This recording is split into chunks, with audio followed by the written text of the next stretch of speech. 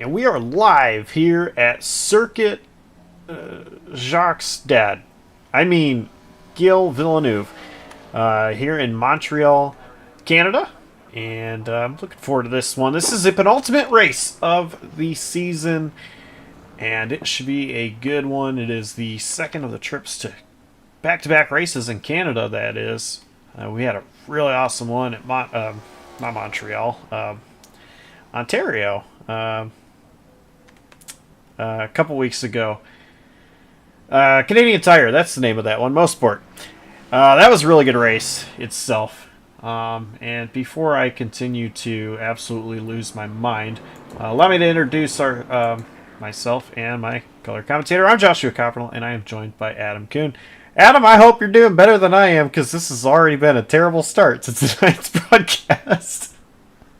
That's all. It went all right. I laughed at the opening line at least, and like you mentioned, Montreal. This is a fantastic racetrack. I think maybe not one of the top 5 circuits in the world. Definitely one of the top 5 on this continent, and I'm excited for this race. Practice qualifying just wrapped up for our heat race here in a few moments, and it was pretty chaotic, like it usually is in the Road and Plate series. But I think it just wasn't for store for the opening of this heat. And with that, the lineup is set, and let's go and take a look at the starting grid. But yeah, no, I really am looking forward to tonight's events. Starting on the pole, it's going to be Matt Slosher. Dustin Bally had been top of the board for a long time, but Slosher was able to take that top spot, and Dustin Bally will have to settle for second starting position. Evan Hupchak, he's going to start third. Joseph Klein will start in fourth. James Moore will start fifth. Jay Bast in sixth. Seventh place, Brandon Brush. Chuck Labano will start in eighth. Ninth, Ryan Campbell. And Laura Wiseman will start in 10th. Dylan Butler lines up 11th with Daniel Ott 12th. Samuel Stoner starts 13th with Daniel Foss in 14th. Mark Royce qualified 15th with Christopher Logan in the 75, in 16th with Sean Campbell lining up 17th. Johnny Rapp starts 18th with Tom Wendt 19th. Andrew White rounds out the top 20 starters with Sean Johnson and Chris Winslow rounding out our 22 car grid tonight. All right, and real quick, before I ask you who your pick to win is, I just want to quickly show the bracket that we have going on. It's Michael McCoy versus Jay Bast and Aaron Smith versus Dylan Butler. Well, Aaron Smith is not here. Butler is starting in that 11th position you mentioned. Jay Bast will start 6th, and McCoy's not here either, is he? I assume that means it's going to be Bast and Butler in the final round. Anyway, cars are rolling. So, real quick, who is your pick to win this sprint race? Starts a little deeper in the pack. I'm going to go with the number 346, Chuck Labano. I think this track suits his style. He's been really fast at the flatter circuits I've watched in the booth up here, and I think he's going to really be in contention after all the chaos here in the opening couple of corners. We haven't even talked about turn 1 yet, and all the set challenges turns 1 and 2 create. I'm going to go with the man that starts in the 3rd position, Evan Hupchak. He's pretty quick, and I think he can get it done tonight here in the sprint race. Pace car making its way to the safety of pit road. Matt Slosher, Dustin Bally the front row as they head down to the start-finish line. Waiting for the green flag. It's out. We're underway here at Montreal. Oh! And there they go. Klein. Joseph Klein. Didn't even make it to turn 2. He's going to shortcut turn 3. Dustin Bali, though, going to take the lead away from Slosher. Oh, we got a big pile up a little bit behind him in the chicane. It's the 96 Dylan Butler, and he's been hit by 5 or 6 cars that have gone by. There was another car with him going off there. I didn't catch who it was. Laura And we Weisman. got more big incidents. James Moore.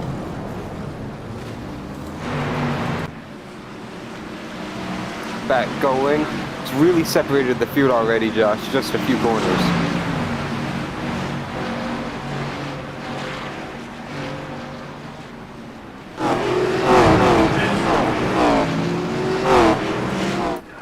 My goodness. I'm all right, but yeah, big separation. These top 3, though, have gapped themselves away from Ryan Campbell. But Dustin Bali's looking like he's going to be the leader of lap number 1 if he can pull it off on this final chicane. Slosher's there, though. And that last chicane is really easy to get wrong. We've seen that many, many, many times. Easy to get just a huge burst of momentum onto that front straightaway if the guy blows one of the curbs or just doesn't hit the line correctly. And then here we are into turns 2 and 3 again already. As we got a big dive bomb a little further back to 41, Brandon Bush trying to go inside of Ryan Campbell, a little bit of contact there. Brush able to get clear of Campbell.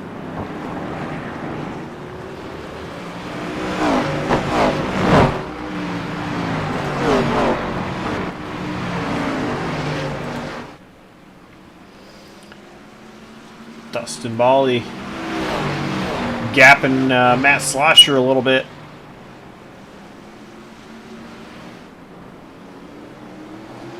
Mentioned the separation these 3 have from the rest of the field. Big slide there from Ali into the hairpin. See if Slosh is going to be able to take advantage of that. But these guys have built over a 6-second gap to the rest of the field now because of all the opening lap chaos. It's just crazy. And, you know, think about it. These guys are going to have to start mid-pack for finishing up front in the sprint race, assuming they do. And with their speed, I assume they can. Slosher got a whole lot of that curb. We are having problems in the hairpin. Chris Winslow locked up the rear tires getting into the hairpin. Able to kind of save it right in the ship. No harm, no foul. And just behind him, Andrew White put down the power big time coming off the corner and just completely wiped out.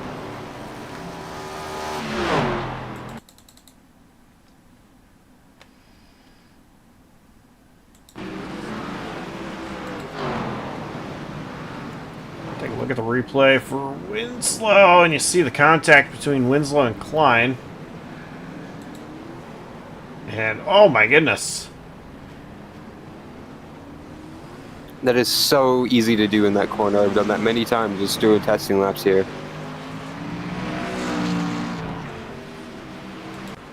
Kind of reminds me of, like, short track racing. Oh, speaking of short track racing, up front, Dustin Bali is short track racing. He's cutting corners. I need to look at the replay of that myself. I don't know what happened through one of the chicanes on the course. Under the bridge. I think I found it. Let's see if we got a good angle on it for the broadcast. And oh yeah, oh yeah, mowing the grass. Just way too much speed through there. And I'm gonna guess he had to give a slowdown because he just allowed Slosher to pass. So Matt Slosher now has the race lead.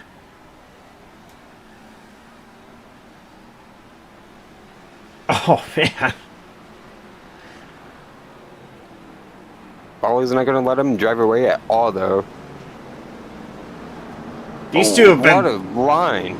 Oh, man. Slosher trying to hold on to it. He's able to. These two have had similar pace, though, I've noticed through the first few laps. And it kind of seems like, and as is the case in a lot of road courses, where one driver is good in one section of the track and another could be better in a different section of the track, I've noticed that Bali might be better early on, whereas Slosher really was closing that gap on Bali, you know, on the back end of the lap. Now that Slosher has the track position, this could go in favor of Slosher more than Bali.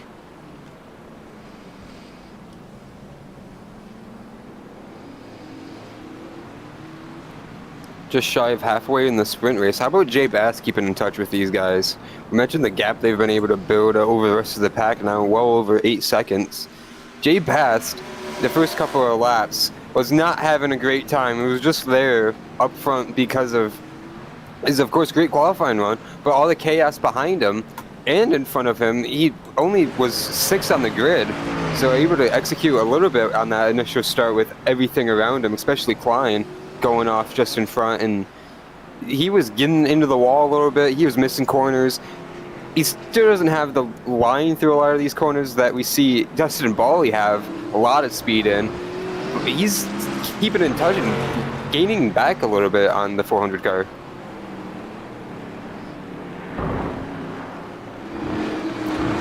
Slosher was quicker that last time by. But, you know, Bass, the one thing I've noticed about him is that if you give him track position, you've made a mistake. He may not be the fastest, but he is going to be up front, use that track position, and could compete for race wins.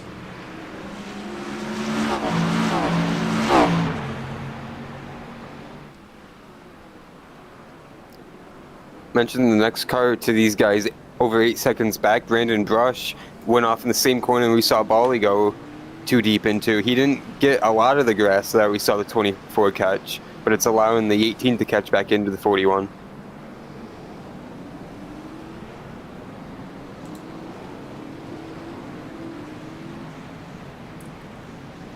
Can't tell if the 41 got a slowdown the way he came off the hairpin.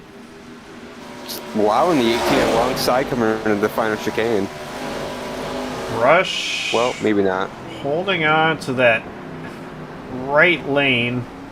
Would have been the inside going into the chicane, but yeah, able to stay ahead of Campbell.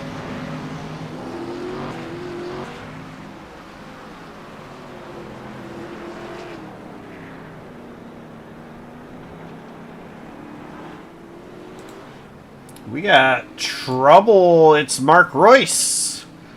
Mark Royce was at a complete stop. I think he caught the wall there off the hairpin.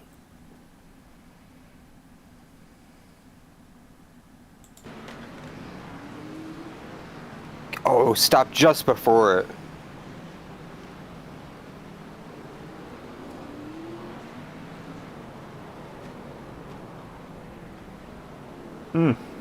Yeah.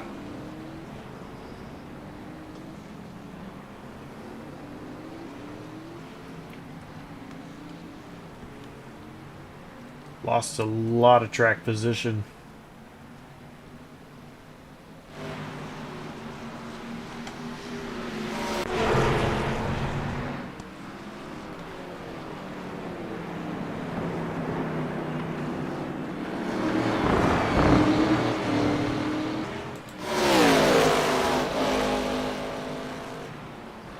Dustin Bali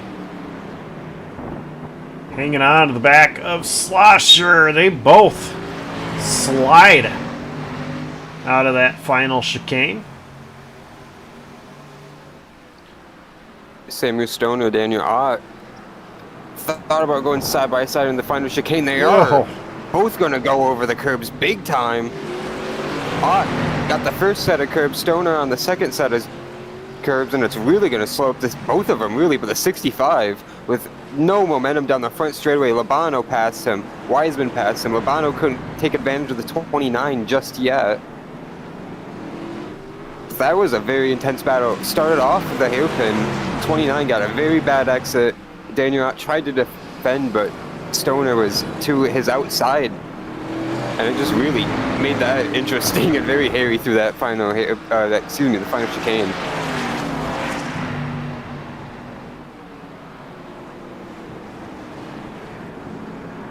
Or Wiseman also right in the mix.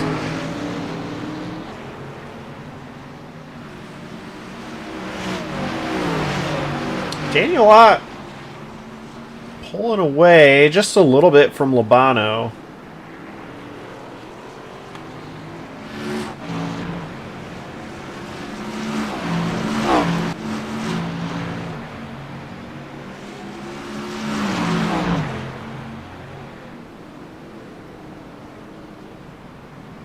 Got a battle going on between Johnny Rapp and James Moore.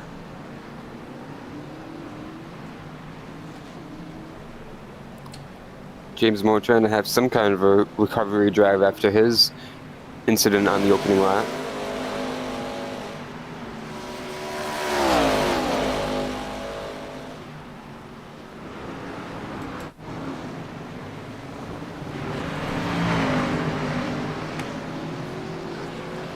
Just under 3 minutes left. You're in the sprint race.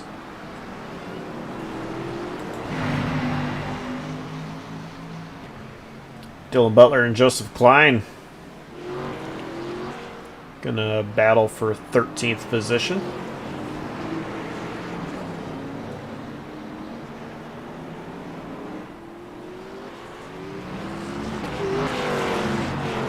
These two, of course, also involved in each their own first lap incidents. Klein losing it into one, into two. Oh, was it? They both take a lot of curb there. And then Butler spun around backwards, broadside to a lot of the field in turn 4.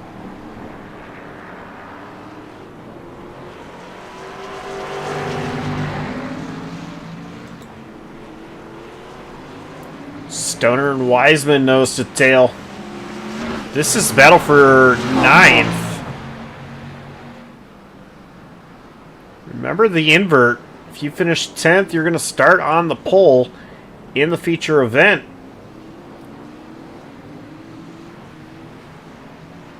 So Stoner is able to get past Wiseman here. This could put Wiseman P1 to start the feature.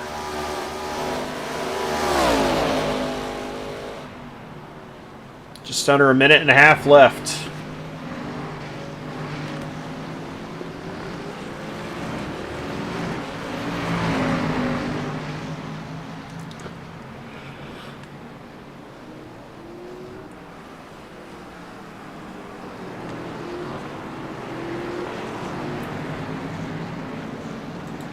Controls with Mark Royce.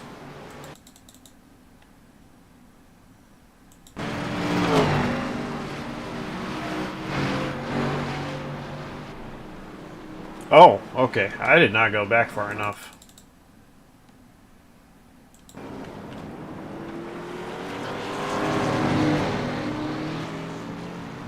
It's like, oh my goodness.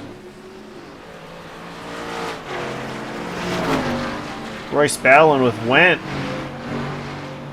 Absolutely ate the wall. That lost him all ability to steer.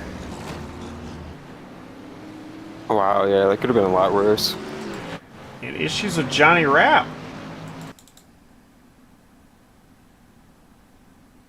Maybe.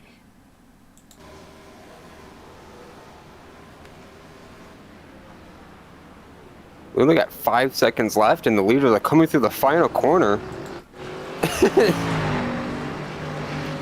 Yeah, it's going to be I thought they checkered. were going to have a...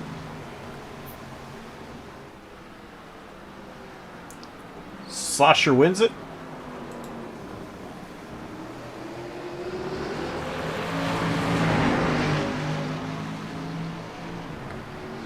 Rush is barely going to hold on for that fourth position.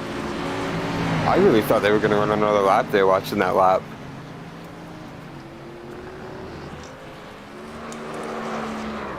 I actually anticipated them running another lap as well, and that was the reason for the terrible call on my end. But, yeah, Slosher took the checkered flag there in the sprint race.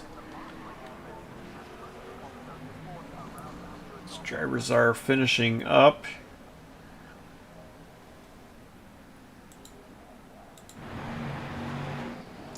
Andrew White.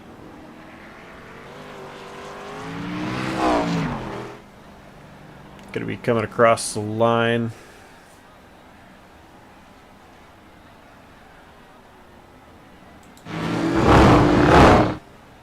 And these three cars, I believe the last three that have to cross the line, Tom Wendt, Chris Winslow, and Christopher Logan. They do, and I believe that's everybody. So let's go ahead.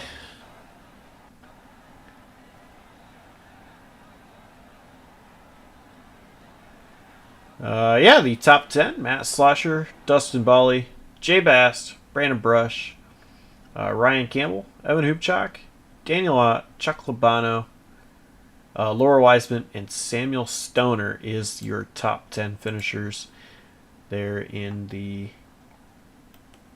sprint race.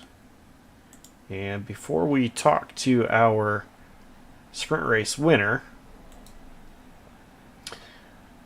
just want to remind you that Palmrad Golf delivers classic styles and a modern fit that allow you to move seamlessly from the office to the course to hanging with friends and family.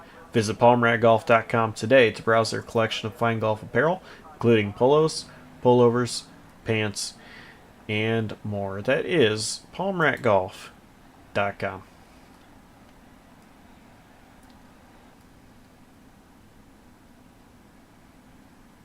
And so, Matt Slosher, you won the sprint race. You were hanging tough there with Dustin Bally, and I believe it was a slowdown penalty that he had allowed you to get the lead. But one thing I noticed is it seemed like in some sections of the track he was faster, and others you were faster, and it seemed like you were faster in the right places. Yeah, it was. I agree. He had places where he was faster, and I had places where I was a little faster. Yeah, he missed the one chicane and got a slowdown, and that kind of gave me the lead. Otherwise, it would have been fun to try to make the pass, but he would have been a tough one to pass for sure. And then he gave me a pretty good challenge after conceding the lead, so I definitely had to earn that one. Yeah, it was tough, but really fun. Proud to get the win. I like getting the wins in the sprints because it's a nice little, it's kind of like a straight up. You start where you qualify. So if you get the pole, you're kind of rewarded with the chance to convert it into the win. And I did get the pole, but Dustin did a nice job getting the lead in the first turn complex. So I had to race him back for it. Now, the start of the sprint race, I know it was behind you, but it was a little chaotic. You have to get up there through the feature now, as you will be starting in 10th. Are you worried at all about how the start of this feature event is going to go? Mildly worried. There's always the chance you get caught up in something. It's a very tight first few sections there. So the hope is to just get a clean run and through that first lap and not lose any time. And then luckily it's a decently long race to get up there and race for the win. So would love to get the double. I've never done that here, so that'd be pretty cool. So I'm going to try for it. All right, sponsor shout outs. Who gets it done for you? Yeah, shout out to Palmrat Golf. Thank you to Dustin for managing the lead. Thanks to JCTV. I think that's about it. All right, congrats on the sprint win. Good luck to you in the future, and maybe we'll talk to you in a little bit. Thanks, guys. Bye. So that was Matt Slosher, your race winner in the sprint. Now we focus on the feature.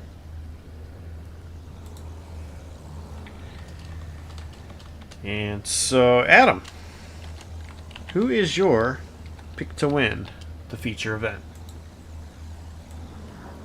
You know, I'm not going to change my pick, Josh. I'm going to stick with Chuck Labano. He's got a better grid spot now. I think I think it's going to be another crazy start, like Matt said he was a little bit worried about. I like that pick. Chuck Labano, he has had some really good results when he's started up front. It's even led to a win before, so I like that pick. I'm going to change. And, you know, I think another driver that can really benefit from this, he was the 10th place finisher, so he's going to start on the pole here in the feature event, but I think Samuel Stoner is, you know, another driver that, you know, you give him the track position, and he could run away with this. It is going to be difficult for drivers like Matt Slosher, Dustin Bally, Jay Bass, those guys to work their way back up to the front. And if there's chaos early, look for Stoner to be the one to you know, obviously stay up front to be out of it, but capitalize on that to get the win. What's going to be critical here, going down into the first few sets of corners, like Sasha mentioned, with it being such really tight sectors, if we have issues down there, it could check up the entire lane. So what lane did you start in could really well decide how this race plays out. We've seen that before in Road and Plate, and it's going to be no different here. I am excited to see how this feature event goes. Final road course of the season. So they go back to a plate race next week to finish the season off.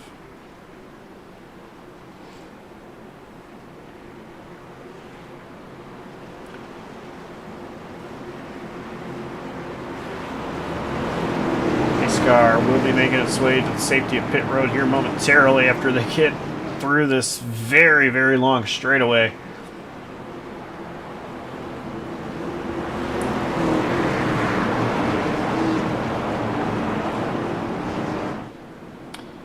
So you're going to see it. Pace car going to head to pit road. Samuel Stoner, Laura Wiseman in the front row. Barney the Flagman has the green flag, and it's waving. Here we go. We're green in the feature. Already 3 wide. Brandon Brush and Evan Hoopchak contact.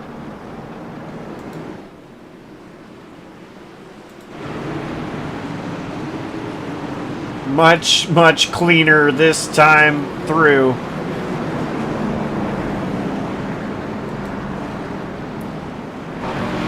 About flying. Quickly jumping up into 10th place.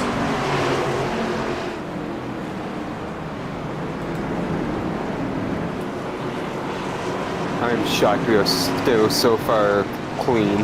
Oh yeah, that is incredible. Up front, Josh, Laura Wiseman is driving away from Samuel Stoner. I noticed Wiseman was able to get that lead immediately. And you're right. I just putting the gas down.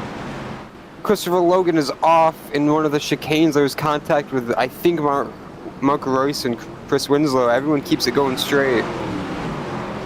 And we got more issues in the hairpin. Slosher and Bass together in the hairpin.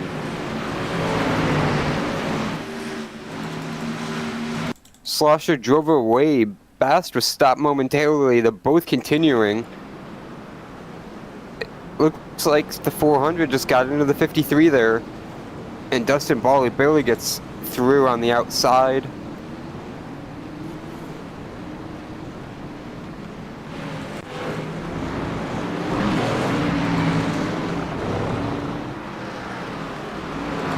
Side-by-side battle between Moore and Klein. Moore is going to get the tops, or, well, not the top spot, but the spot from Klein. Went a little wide there, but able to hold the position.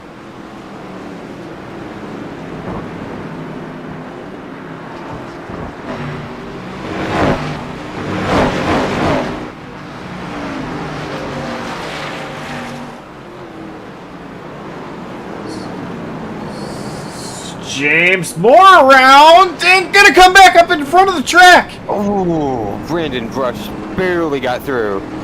How Lost did a ton nobody? The time. He's so lucky. How did nobody hit Moore?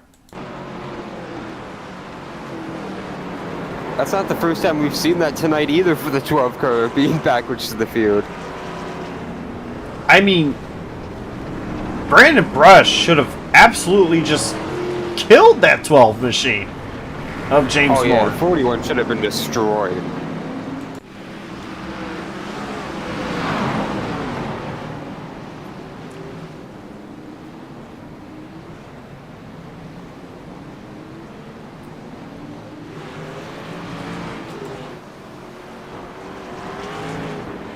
Oh, big hit with the wall, Christopher Logan in the rear of the field after the hairpin.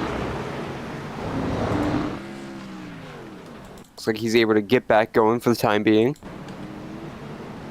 But a lot of damage to the front of that Chevy. Oh man.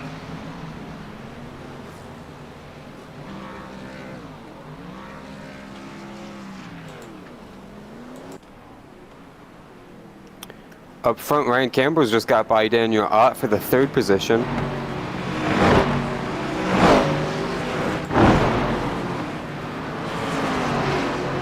Oh, and Ott is giving more. He is really slow. Yeah.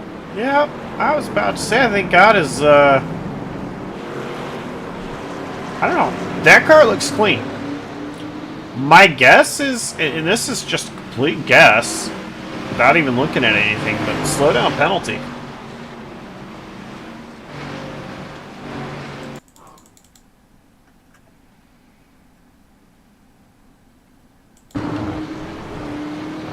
Let's see, this was heading into, I don't know, turn 1, 2.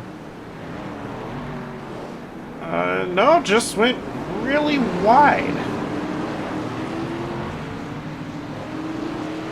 I don't know.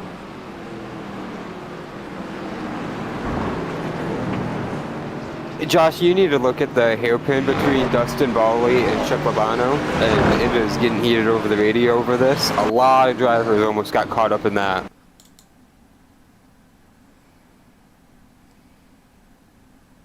Especially the aforementioned Daniel Ott and then Evan Ubchuk, who were just innocent bystanders in that. Oh!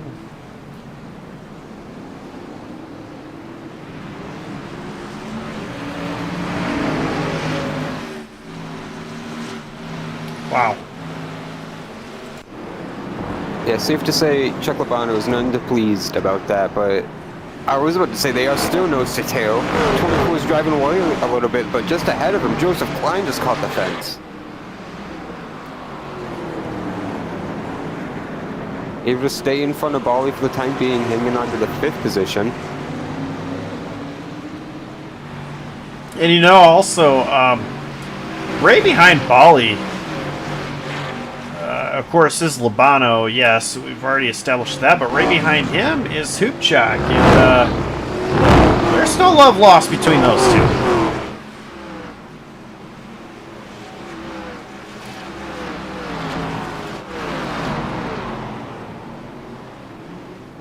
I think Hoopchak is going to be very patient trying to get around Chuck Labano.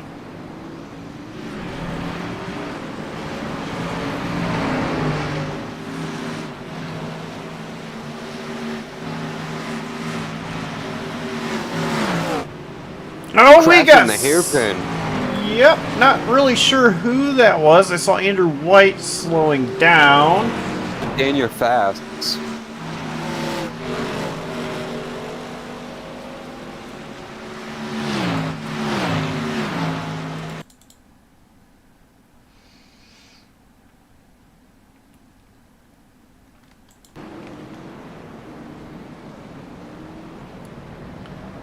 Let's see what happened here. Oh! In trouble for Evan Hoopchak, too. I don't know if he missed a shift or what. It doesn't look like he would have got a slowdown penalty in the final corner, but he just slowed way down. All the way down the front straightaway.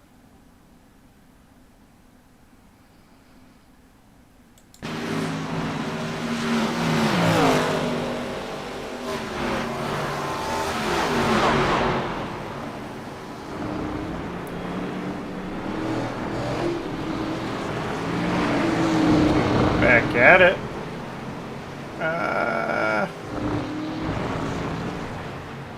I don't know.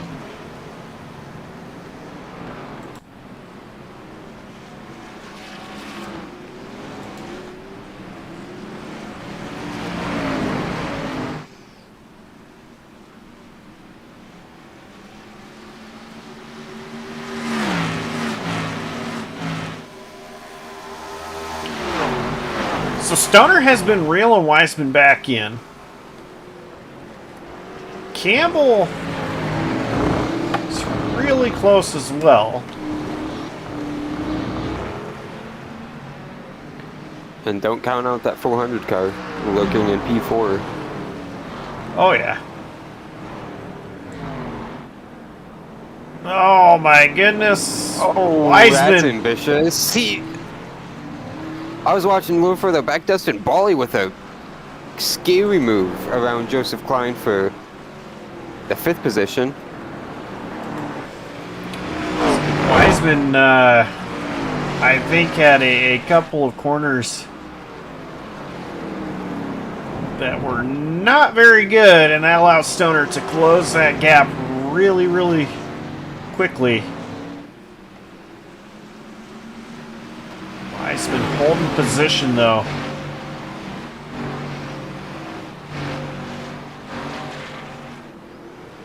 But Stoner is there. And they just went through a corner where we had an incident the last time by. Sean Johnson spun around, and there was just gravel and sand everywhere through there, through the racing line. Oh! Thought that was going to be a missed corner completely the way that looked at first. Yeah. I thought that was going to be it for Weissman.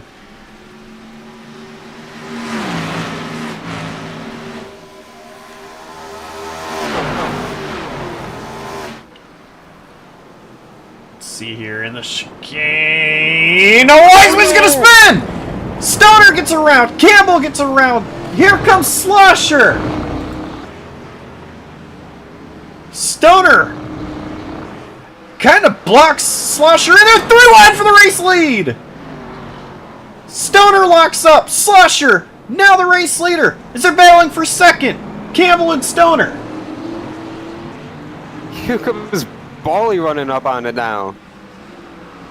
Oh, they can't stay side by side like this long. Oh, they... Oh, what is... What? Bally is sideways. Dustin Bally just did the Ross Chastain. He just said, screw it. And Here comes Klein. Where'd Klein come from? What was that? Where do I start with the replay? Bally's, I think, serving a slowdown now, but he's starting to build a gap. It won't matter. He's serving it now. Let's see if Sam Restore is going to be able to take advantage of it. He's going to get alongside into the hairpin, but still behind. Wow.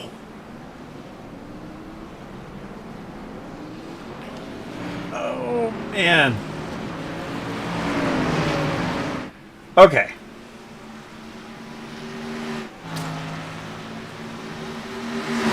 Laura Weissman now scored a 9th, Josh, as you pull up that replay. Yeah, I just wanted to see if Stoner was going to make any kind of move on Bally before I did that. Just behind Ryan Campbell. Big power slide off the final corner. Sorry. Oh, good.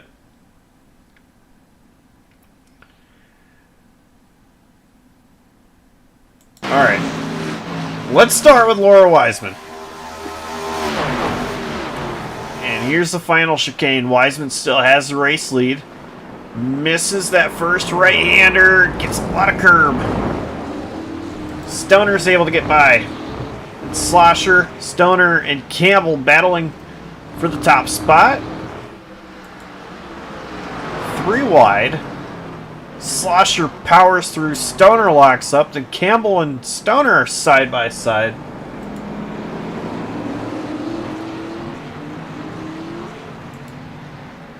Dustin Bally knowing he needs to get up there very quickly as these guys, Stoner and Campbell, screw up this section, and Bally goes through the grass.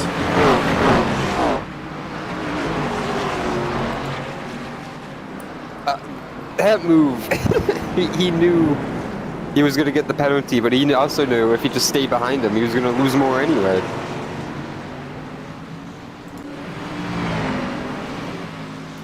That was incredible. I mean,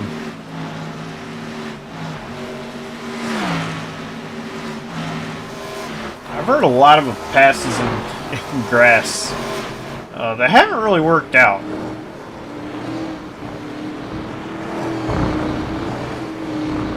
We haven't mentioned it yet, Josh, but the strategy for this race, what's it going to be with pit stop requirements?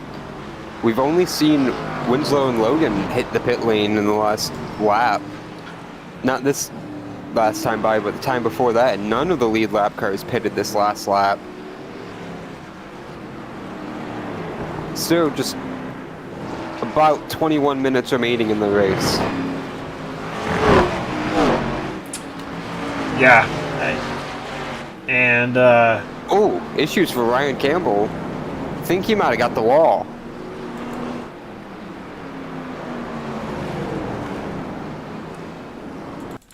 take a look at the replay.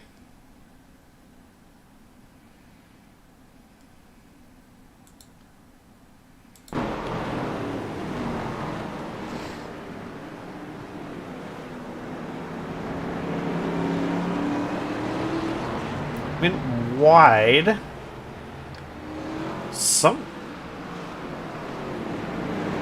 Hold on a second. Somebody spun behind. Who was that?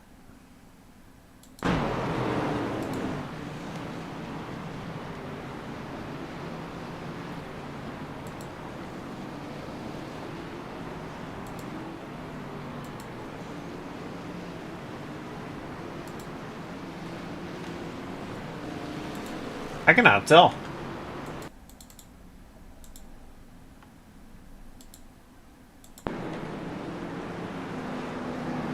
We got a big crash entering pit road. Chuck Labano is destroyed in the final corner. I think Jay Bass was trying to pit, gassed it up big time, and just rammed over the rear of Labano's car.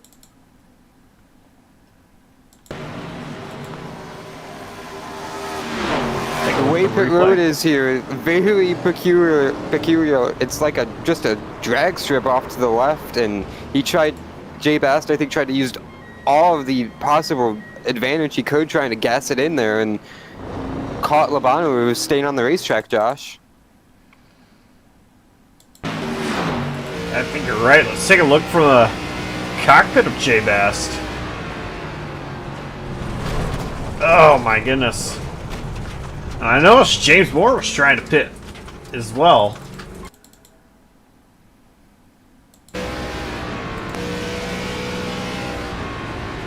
James Moore Stoner and Joseph Klein right now duking it out into the hairpin. They've been side by side for 3 or 4 corners. They're both going to miss the corner completely. Samuel Stoner able to, I was going to say salvage it, but Klein got a little run off the corner. 65 is indeed clear.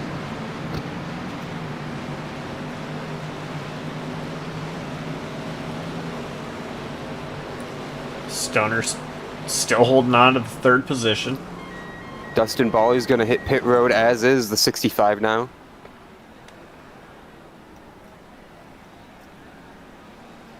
Laura Wiseman in the 84 down pit road.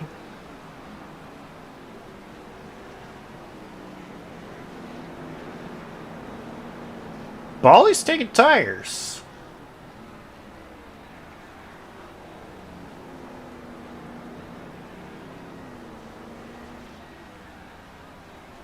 Still sitting there. 65 is gone. Does Bolly have a penalty? He is still sitting there 35 seconds later. Oh my goodness.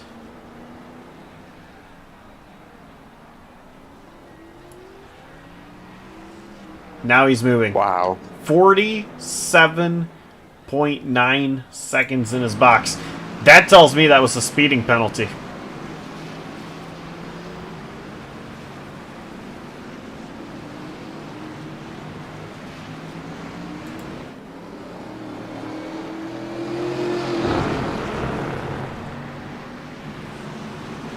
Samuel Stoner just ahead of Brandon Brush.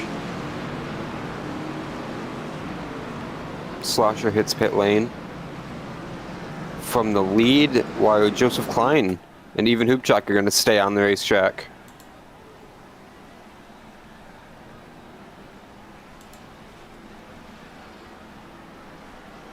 So this will be the race lead. Of course, they will all still have to pit. Sean Campbell gets out of pit road. Slosher is just now leaving pit road 2, well clear of the 65, who is just now entering the first corner.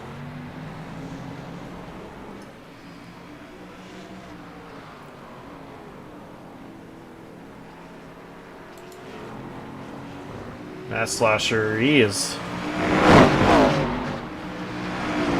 gonna have to take it easy. He's gonna have a huge lead.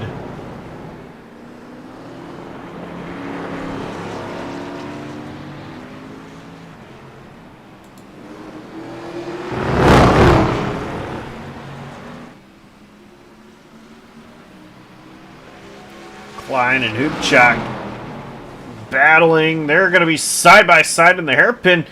Hoopchak trying to go around the outside. Klein fends off. Looked like 7 tried to set Joseph Klein up for a crossover, but the 14 was just slow enough in the right spot to hold up the 7.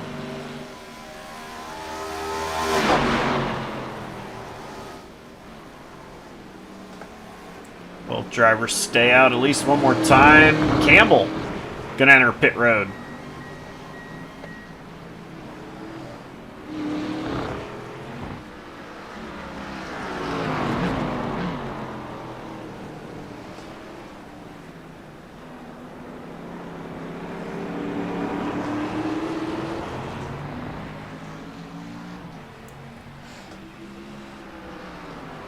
Incredible battle for what is currently the race lead, but won't be for long once these guys do come down pit road.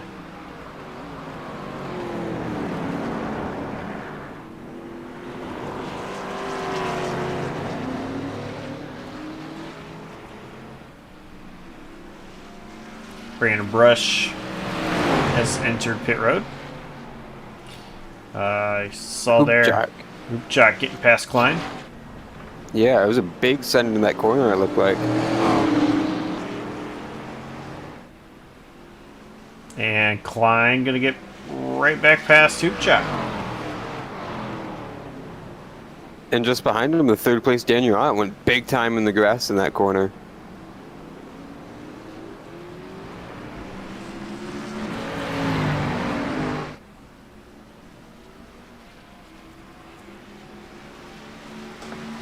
Let's see if these guys come down pit road this time by. Klein and Hoopchak. Klein does. Hoopchak does.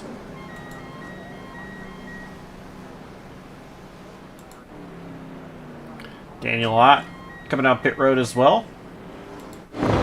This will hand the lead right back to Matt Slosher.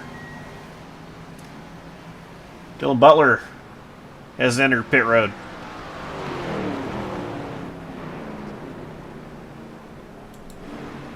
But the battle for second is on. Ryan Campbell and Samuel Stoner. Stoner gonna send it. Campbell is slow. But Hubchak actually was able to get out of pit road in front of Stoner.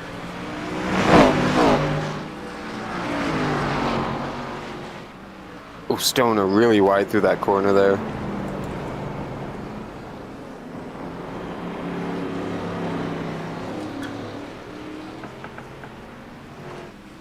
Oh, Joseph Klein's front is completely caved in.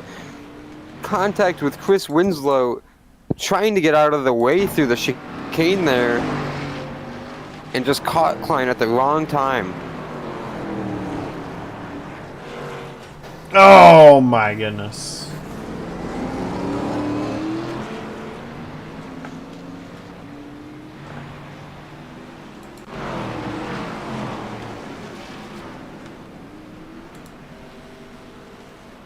Lots of damage to the 5th place car, who I thought was going to go up there and possibly contend. Let's see if he's going to be able to hold off Danny Rott now.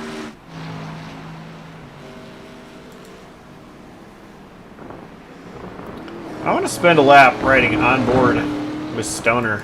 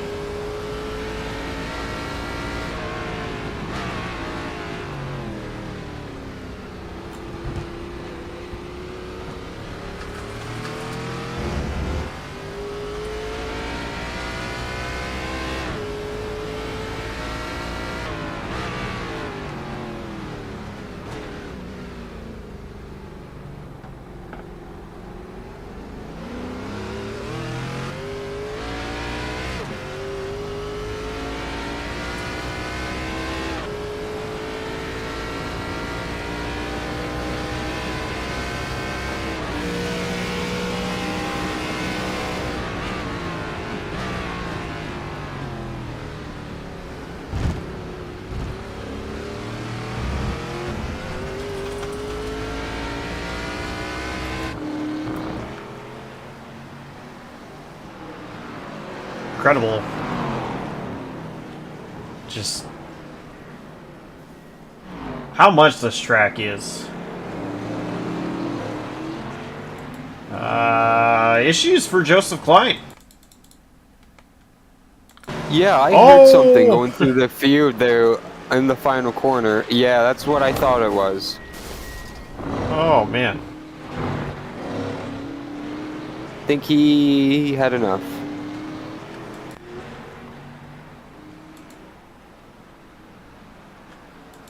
Running in the 5th position when he got that damage on the front of the car, I think it was getting worse by the corner, and he just decided the last 9 minutes weren't worth it, Josh. I would agree. That, to me, didn't really look like issues that just made him go straight.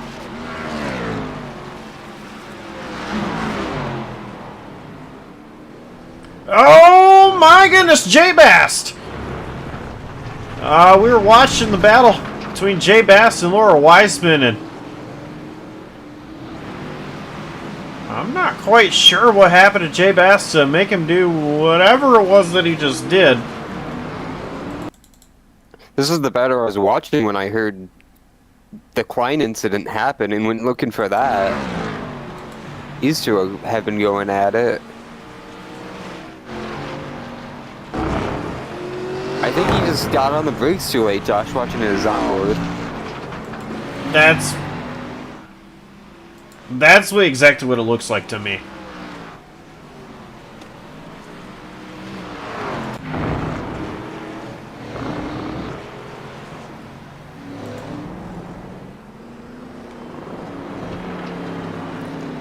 Matt Slosher has gotten around Sean Johnson, put him a lap down.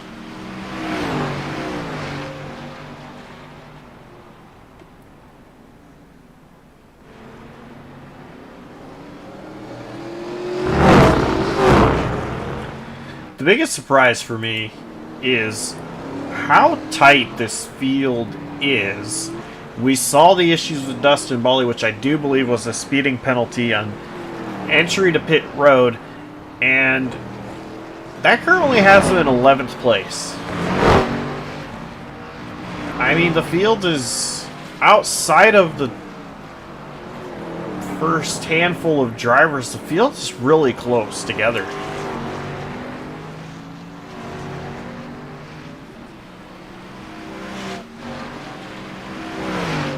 Yeah, that battle for second and third has really dissipated in amongst lap traffic, but like always, we see in road and plate, the rest of the pack is always just lumped together in what looks like a DRS train on the marching ants. It's just so funny to see a lot of, like, it's just tiny mistakes that bring these guys all together and compound the issues, and like we just saw Joseph Klein, and just bring the whole field back together.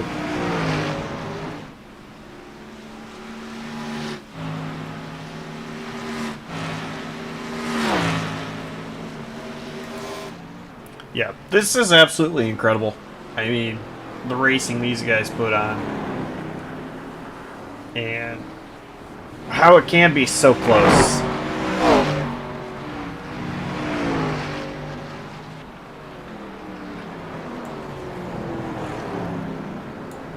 Next week, the season finale is going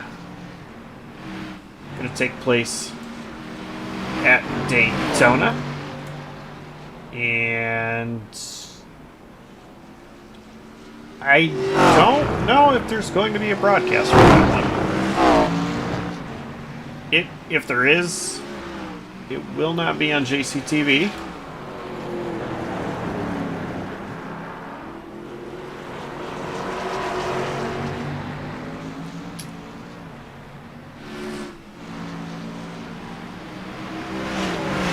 This battle for 10th, though, between Bolly and Moore is really heated up.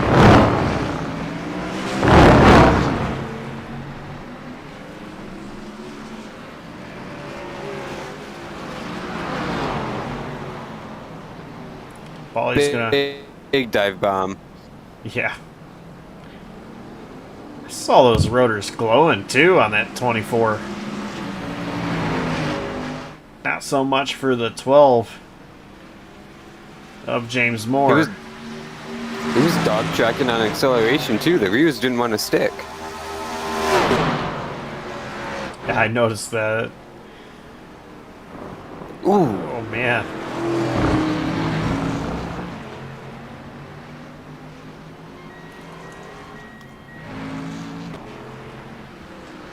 You know, and I started to mention earlier... Oh, we got a crashed Dylan Butler from 6th position. Sorry to cut you off, Josh. That's alright. It's going to remerge right in front of these guys. Let's see what happened to Butler.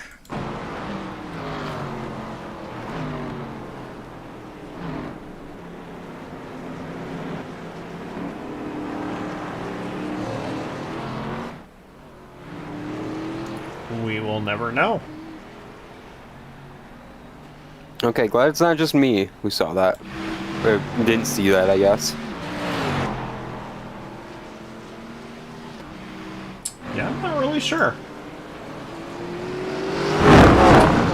James Moore has not let Dustin Bally get away, though.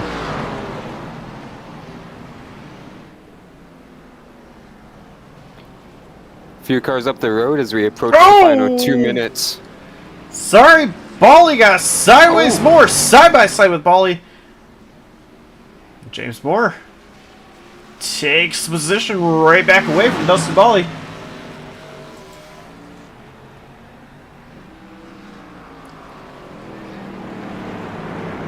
What were you gonna say?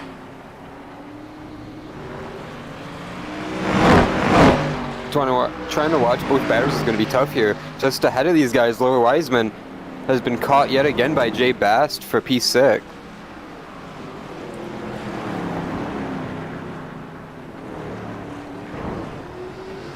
And you mentioned those rotors on 24 really glowing. Oh, it's coming to a stop. Slow down on Bally.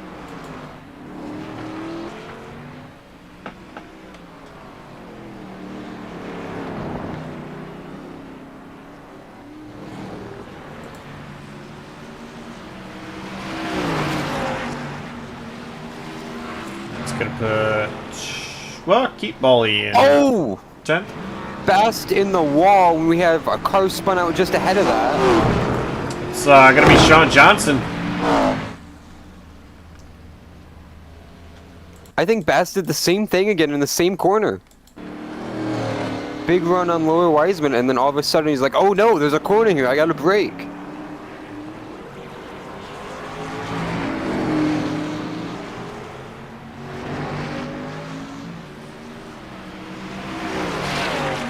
This is the replay.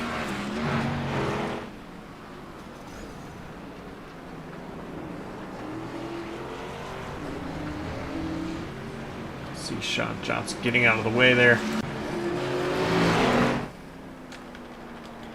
But the white flag has been displayed for Matt Slosher.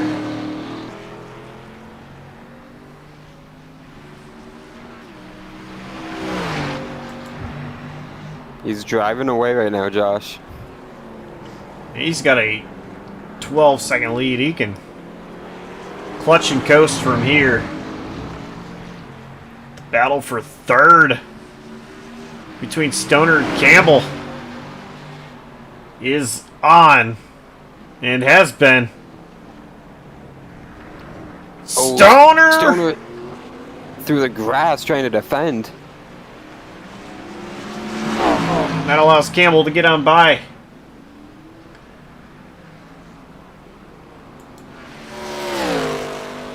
Matt Slosher, though, coming into the final chicane.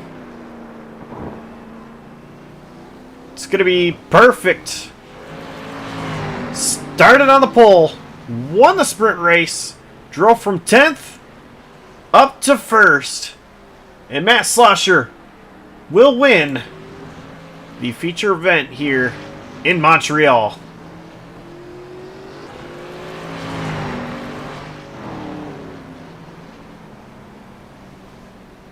Campbell gonna get third over Stoner. Stoner's got to slow down right at the finish. Able to hold on to that position. 4th position over Daniel Ott, way back. That battle we were watching with Bast and Wiseman. Wiseman hit the curbs completely wrong in the final corner, coming to the white flag, allowed Bast to get by, opened the door for Brandon Rush into turn 1. Gonna put Wiseman back to 8th.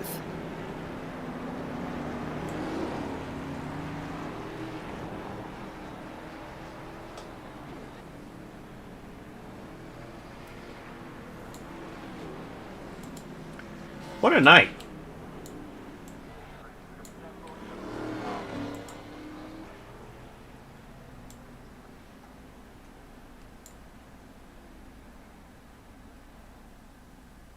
This track did not disappoint.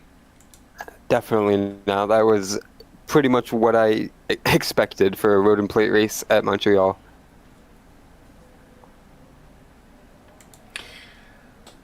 So let's go ahead and take a look at the unofficial race results. It is Matt Slosher winning the race with a commanding lead over Evan Hubchak.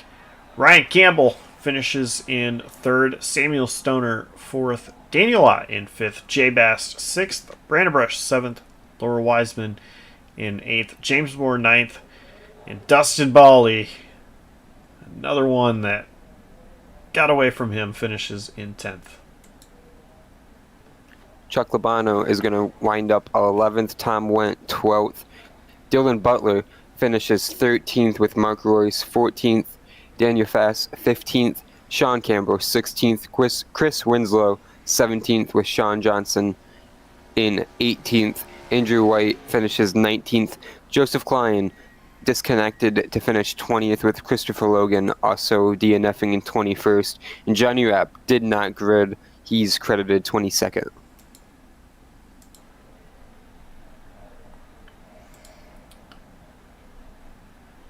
So that is the unofficial race results, and Palm Rat Golf delivers classic styles and a modern fit that allow you to move seamlessly from the office to the course to hanging with friends and family.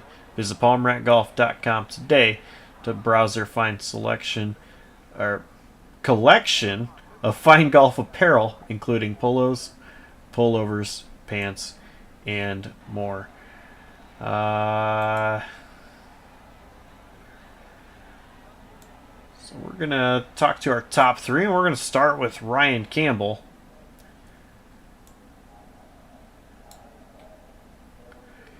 And Ryan, it was a third place run for you tonight. This race, it looked like a crazy fun one out there. What was it like for you? Oh man, that was something. Let me tell you, from starting fifth and then falling all the way back with the chaos out of the final chicane about a few laps in, and then multiple slowdowns through the same chicane. It was a fun one.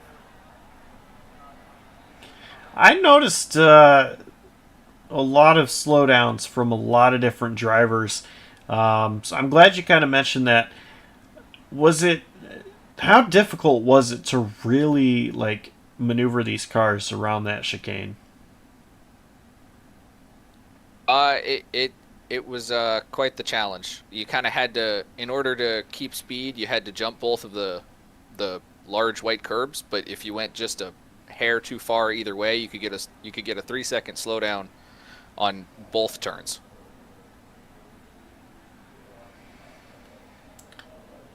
Overall, just with all the crazy racing going on throughout this field, how hard was it to try to stay focused, especially with the slowdowns you were talking about that you had gotten and that fallen back pretty early on? Oh, it was just focusing on tire management and everything. I didn't take tires. I figured if I just took care of the rear tires, that would be my ticket. All right, sponsor shout outs. Who gets it done for you? Tom Went at TW3 Liveries makes my paint and about everyone else in this league, so he's the best. All right. Well, congrats on the podium, and we will see you next week. Yes, sir. Have a good one. That was Ryan Campbell, your third place finisher here tonight. And we have Evan Hupchak finished in second.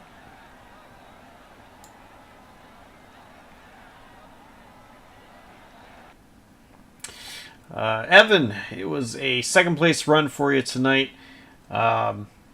You had a pretty good run going on tonight. What was it like out there for you? Yeah, good race. It was, kind of just chicane, hairpin chicane as this track is. It's fun to drive and it leads to good racing for some reason. So just, trying to keep it clean, not eat up the tires.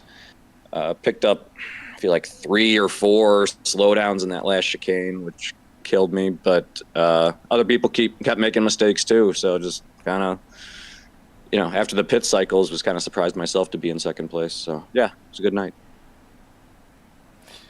You were one of the fastest cars all night long. Um, and, battling with Dustin Bolly being up there, Matt Slosher as well. What was it like just trying to match those guys? Yeah, I don't know if I had the pace to keep up with Matt. So again, I was just surprised to be top 3 coming out of the pits, and it was kind of alone at that point. So just tried to keep it clean, not make mistakes, bring her home. Sponsor shout outs. Who gets it done for you? Yeah, well, thanks for Dustin for putting the league on. Tom Wendt for the paints, and just everybody. We got a good group of guys and new guys showing up. So it's a fun league. All right. Well, congrats on the second place finish, and see you next week. Yep. Thanks for putting the broadcast on as well. Thank you. That was Evan Hubchak, second place finisher. And now we talk to our race winner, and I assume a very happy man. Matt Slosher getting it done. Perfect night. Winning the pole, winning the sprint race, and winning the feature event. What a night it was for you tonight. Yeah, it really worked out well. Real quick, I want to say sorry to Jay Bass. I wrecked him on the first lap of the feature, just over a little bit too aggressive going into the hairpin, and should have been more cognizant of everyone slowing down for, in a pack like that. So that's on me. Apologies to him. He was fast. He had a shot at a podium or better based on his speed in the sprint. So sorry about that. But yeah, it was a little bit of a less stressful one than the feature. I feel like some guys had trouble, and I ended up just kind of having a large lead and just had to manage that. But it was definitely a good night. Now I want to talk about the move that even got you to the lead. There was a lot of battling going on just ahead of you, and then you were able to make a 3-wide move to get the lead. What was going through your head as that was happening?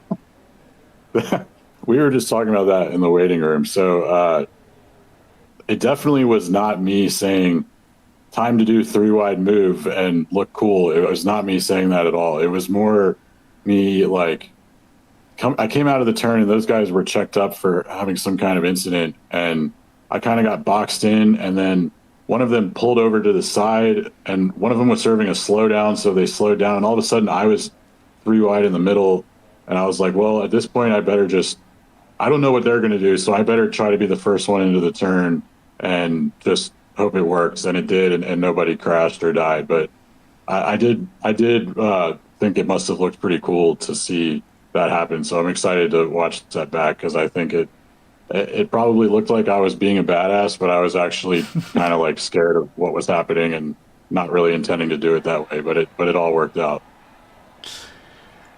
Yeah, it was a really cool looking move from my vantage point, that's for sure. Great race from you, great performance. Sponsors, shout outs. Who gets it done for that winning number 400 machine? Just I'll do a shout out to Palm Rack Golf again and JCTV for the broadcast, and Dustin for managing the league, and shout out to everybody I was racing around. It was a really great race and a lot of fun. So shout out to everyone, and that's all for me. All right. Once again, congrats on the race win, and we will see you next week. All right, thank you. And that was Matt Slosher, your race winner here tonight in Montreal. So just want to, once again, before I ask Adam his closing thoughts, I don't know if there's going to be a broadcast next week. I'm going on vacation. Olivia's unavailable as well. So if there is one, it's not going to be here on JCTV. Um, I'm not really sure if Dustin has started making a plan. I hope that they are able to find something. Because this league really deserves to be showcased. And it is their season finale as well. Um, so they're at least it will not be here on JCTV, unfortunately. But I really hope they are able to find something. So, with that being said, Adam, closing thoughts. Like you mentioned in those interviews, it was a fun race, very exciting at the beginning with all the chaos on the start. Of course, as we see every week in Road and Plate, but then not just the start. The first like 3 or 4 laps, no one could really separate at all throughout all the chaos, all the little mistakes, all the little slip ups. This track, like I believe it was Evan who mentioned, is all it is just chicane, chicane, chicane, hairpin, and it just really, like you mentioned toward the end of the race, really creates everyone being stuck together in the pack. And what a performance by Slosher. He mentioned in his interview his contact on the start with Jay Bass. I thought that was over right then and there for the 400 to back up his sprint win, but able to get it done, dominating performance after that 3-wide move to drive away from the pack. Yeah, seeing that he was able to get positions pretty quickly, only a couple of positions very quickly, and then that contact, like you were talking about, like he was talking about, I thought it was over for him as well, and I mean, I kind of blinked and he was right back up there battling for the race win. That was just incredible. And I've seen some incredible wins out of a lot of different drivers where you just don't expect it, and this was absolutely the case tonight. So Matt Slosher definitely deserved to win this one. He earned it by far. I really would have loved to have seen if Dustin Bolly would have been able to do anything with Slosher, because the two were very similar on pace. At least early on, we saw in the sprint race as well. But I do believe that it was a speeding penalty that took Dustin out of it.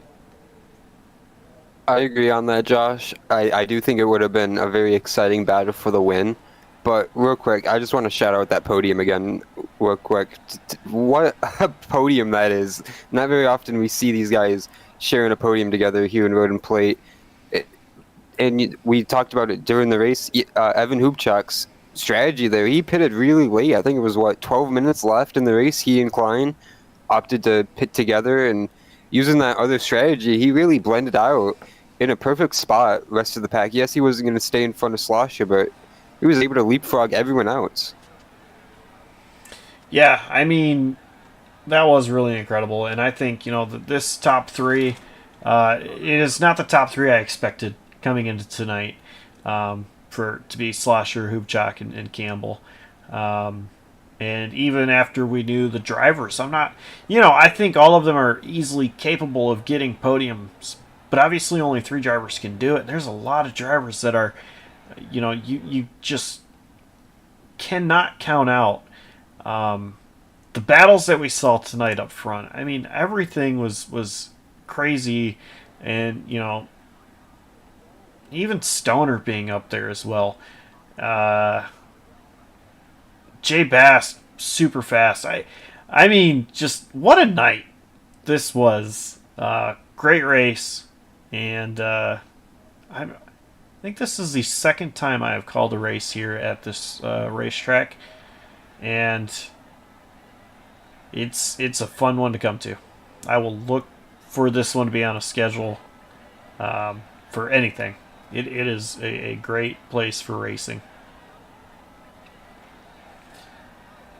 But I think that's going to do it from us here tonight. And